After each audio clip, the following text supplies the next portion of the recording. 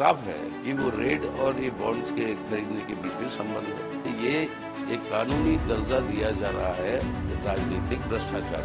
कार्रवाई से बचने के लिए या धमकियां देकर इस तरीके से, इसको अंग्रेजी में कहते हैं एक्सटॉर्शन, कि जिस तरीके से ये नियुक्ति हो रहा है इलेक्शन कमीशन का, वो जो है पूरी की पूरी सरकार के पक्ष में। देखिए, मोटा मोटे तौर पर तो ये स्पष्ट हो रहा है कि जिन कंपनियों के ऊपर ये ईडी के रेड्स हुए या उनके ऊपर जो ईडी के स्कैनर में हैं या इनकम टैक्स के रेड्स हुए हैं, वो कुछ दिन बाद वो इलेक्ट्रल बॉन्ड खरीदते हैं। और साफ है कि वो रेड और ये बॉन्ड्स के खरीदने के बीच में संबंध है। अब सुप्रीम कोर्ट ने एसबीआई से कहा कि वो नंबर भी आप दीजिए हर बॉन्ड का, तब पता चलेगा कौन खरीदा कौन सा नंबर का बॉन्ड और कौन सी पॉलिटिकल पार्टी उस नंबर की बॉन्ड को रिडीम किया या नहीं, उस वहां से वैसे लिए, तब पूरा का पूरा स्पष्ट हो जाएगा। और ये साफ है कि ये जो बात हम उस समय जब पार्लियामेंट में थे इसका विरोध करते हुए कहा, उस समय हमने जो कहा, ये एक कानूनी दर्जा दिया जा रहा है राजनीतिक भ्रष्टाचार, और इस तरीके की भ्रष्टाचार करने वाली सरकार इतनी बड़ी तादाद में और इतने खुले रूप में सरकारी संस्थाओं का दुरुपयोग करके उनको जो है कंपनियों के ऊपर रेड करवा के इस तरीके से उनसे इलेक्ट्रल बॉन्ड्स खरीदवाना, और वो पैसा उनके पास अगर जमा हुआ तो उसके बाद वो ईडी का इन्वेस्टिगेशन का होता क्या है। कोई भी इलेक्ट्रल बॉन्ड जो खरीदा उसके ऊपर कोई कार्रवाई हुई कहीं?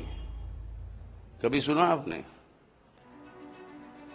कार्रवाई से बचने के लिए या धमकियां देकर इस तरीके से, इसको अंग्रेजी में कहते हैं एक्सटॉर्शन, यानी आप जो है दबाव डालकर कानूनी दर्जे पे आप जो है उनसे राजनीतिक भ्रष्टाचार करवा रहे हो, जो हम सबसे कहते हैं कि सबसे बड़ा गुनाह ही नहीं लेकिन हमारे देश की जनतांत्रिक व्यवस्था के लिए हानिकारक है।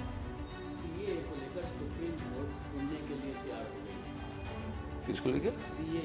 हाँ, सुनवाई करने के लिए सुप्रीम कोर्ट तैयार। देर आई मतलब दुरुस्त है, सुनवाई करे वो, क्योंकि ये अब इतने तकरीबन 5 साल हो रहे हैं और 200 से ज्यादा याचिकाएं हैं और उन सबको सुनना है सुप्रीम कोर्ट को। अगर ये काम पहले होता तो बड़ा अच्छा होता, लेकिन चलिए वो सुनने के लिए तैयार है। राष्ट्रपति ने जो इलेक्शन कमीशन की नियुक्ति की है, देखिए, जब पता था सबको कि आज सुनवाई होगी उस केस का, उस मैटर का, जहां पर ये चैलेंज किया गया कि जिस तरीके से ये नियुक्ति हो रहा है इलेक्शन कमीशन का, वो जो है पूरी की पूरी सरकार के पक्ष में है।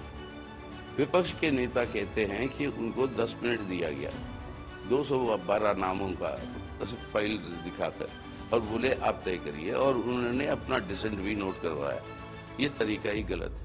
ये जल्दबाजी जो किया कि कोर्ट के सुनने से पहले उनका नियुक्ति हो जाए और राष्ट्रपति महोदय के अनुमति भी मिल जाए, और वही काम सरकार ने कहा। जिस जल्दबाजी में ये सब कर रहे हैं, ये अपने आप में इसको साबित करता है, जो शक था वो अब यकीन हो गया कि ये इलेक्शन कमीशन को इस्तेमाल करना चाहते हैं, जो अपने फायदे के लिए सरकार और जो शासक पार्टी है, ये बहुत हानिकारक है हमारी देश की जनतांत्रिक व्यवस्था के लिए। एक निष्पक्ष इलेक्शन कमीशन की जरूरत ही नहीं, वो अनिवार्य है अगर जनतंत्र को हमें देश के अंदर बरकरार रखना है। उसको ध्वस्त करने की पूरी साजिश चल रही है।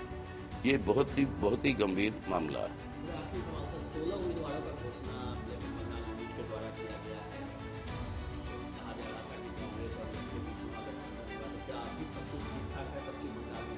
देखिए, हमारी अपील है सभी वहाँ पे धर्मनिरपेक्ष और जनतांत्रिक पार्टियों से कि आज बंगाल के अंदर ये जरूरी है कि सब इकट्ठा हो भाजपा को हराने के लिए और तृणमूल कांग्रेस से बचने के लिए। बंगाल में इन दोनों को अपनी अपनी सत्ताओं से दूर रखना है, और उसके लिए ये अपील जारी है। इसलिए हमने सिर्फ 16 का घोषणा की।